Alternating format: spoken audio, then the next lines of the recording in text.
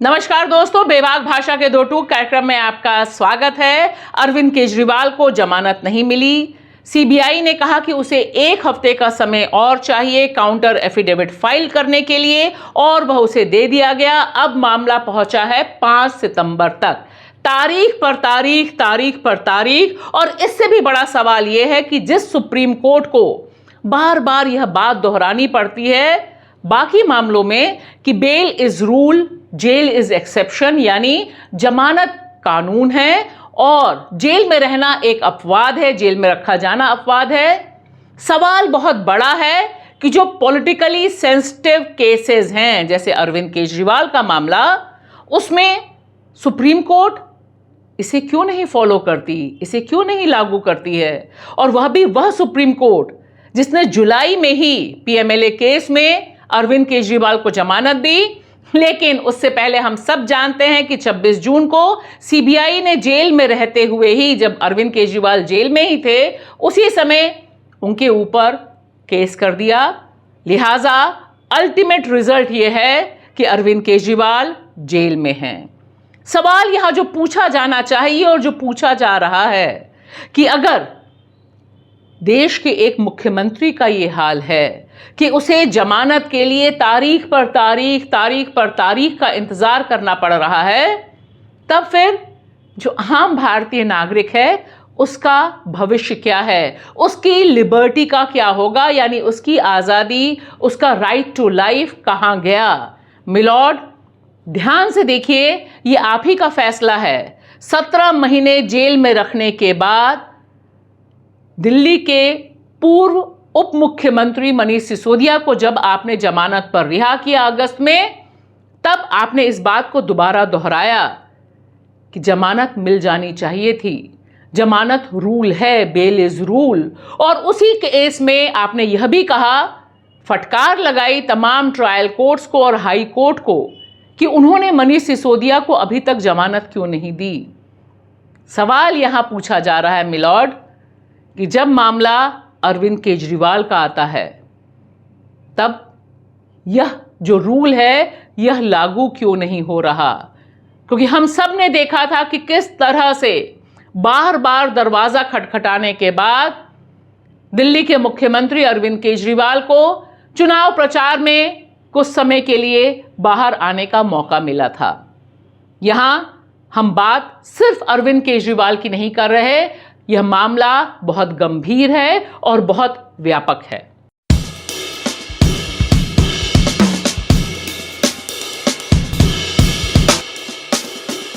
यह मामला सीधे सीधे जुड़ता है उमर खालिद से, गुलफिशा खातून से, खालिद सैफी से, शर्जिल इमाम से, जो तकरीबन 4 साल से जेल में बंद हैं और इन पे जो गंभीर आरोप लगे हैं उनके जरिए आज तक इन्हें जमानत नहीं मिली है। जबकि आप ही ने कहा मिलॉर्ड कि यूएपीए जैसे मामले में, यानी जो एंटी टेरर एक्ट है, एंटी टेरर कानून है, आतंकवादी निरोधी कानून है, उनमें भी जमानत मिलनी चाहिए। यह आप ही का फैसला है। यहां जो मैं उद्धृत कर रही हूं, जो बिहार के एक नागरिक को जब गिरफ्तार किया गया पीएफआई से लिंक होने के आरोप में और यह कहा गया कि उनके ऊपर दोष है, 2020 में पटना में प्रधानमंत्री नरेंद्र मोदी की जो रैली हुई उसमें जो बम ब्लास्ट हुए थे उसका आरोपी बनाया गया था, यूएपीए का केस था, उसे जमानत देते हुए आपने कहा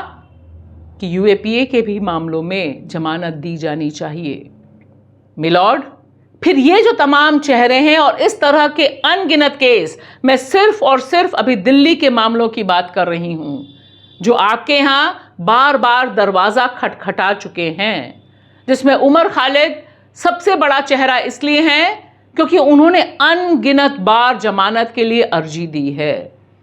सवाल यह उठता है कि जहां पर अदालत और सबसे बड़ी अदालत निचली अदालतों को यह इंस्ट्रक्शंस दे रही है कि जमानत दी जानी चाहिए, वहां पर जब लोग आपके पास गुहार लगाकर पहुंचते हैं, तब इन पॉलिटिकली सेंसिटिव मुद्दों पर, इन सेंसिटिव केसों पर आपने अभी तक जमानत के बारे में क्यों नहीं सोचा, क्यों नहीं संज्ञान लिया, और इस तरह के जो मसले हैं वह स्वतः संज्ञान यानी स्वो मोटो मोड पर क्यों नहीं जाते हैं। तो एक तरफ तो बेल का मामला है और दूसरी तरफ न्याय का मामला है, कोर्ट कचहरी तक केस का पहुंचने का मामला है। यहां पहुंचकर आपके द्वारा व्यक्ति को दोषी करार दिए जाने का मामला है। लेकिन इसके उलट देश में जब होता है तब उसका संज्ञान, उसे नोटिस में कौन लेगा। मैं यहां जिक्र कर रही हूं बुलडोजर राज का। जिस तरह से बुलडोजर चलाया जा रहा है, एक आरोप लगता है और देखिए घर के घर ढा दिए जाते हैं। पुलिस और पुलिस से भी पहले जो सरकारी तंत्र है वह डिक्लेयर कर देता है कि यह शख्स दोषी है, अदालत आने की जरूरत ही नहीं पड़ती है और उसका घर, उसका मकान, उसकी संपत्ति बुलडोजर से ढा दी जाती है। यह जो कानून का राज बुलडोज हो रहा है, इस पर भी अगर supreme court suo motu action नहीं लेगा तो सोचिए ये जो इंस्टेंट जस्टिस का पॉलिटिकल टूल निकला है, यानी तुरंत न्याय, और वह न्याय राजनीतिक सत्ता दे रही है जो इन लोगों के खिलाफ पहले से अभियान चला रही है। मामला सिर्फ उत्तर प्रदेश का नहीं है, ये जो रीसेंट मामला है यह मध्य प्रदेश का है। उत्तर प्रदेश में लगातार इस तरह के मामले हो रहे हैं। सवाल यहां बहुत गंभीर है। यहां आपकी साख का सवाल है कि अगर सुप्रीम कोर्ट कहता है कि बेल मिलनी चाहिए और जो लोग बेल नहीं दे रहे हैं, जैसे मनीष सिसोदिया के मामले में देखा 17 महीने जेल रहने के बाद बाहर आए, तो क्या जो लोगों ने जेल नहीं दी उनके खिलाफ कोई स्ट्रिक्ट इंस्ट्रक्शंस, कोई स्ट्रिक्ट कार्रवाई, कड़ी कार्रवाई आपने की, ताकि इस तरह की नज़ीर बने, इस तरह का एग्जाम्पल हो कि जबरन लोगों को जेल में ना रखा जाए। और ये जो 3-4 नाम मैंने आपके सामने रखे हैं, यह भी बार बार चीख कर कह रहे हैं कि हमारे लिए जमानत क्यों नहीं, हमें जेल में क्यों रखा जा रहा है, वह भी तब जब इन सब में चार्जशीट तक नहीं हुई है। उम्मीद की जानी चाहिए कि आप मिलॉर्ड जो बोल रहे हैं उसे लागू करवाने का मैकेनिज्म भी आप ही इजाद करेंगे। शुक्रिया।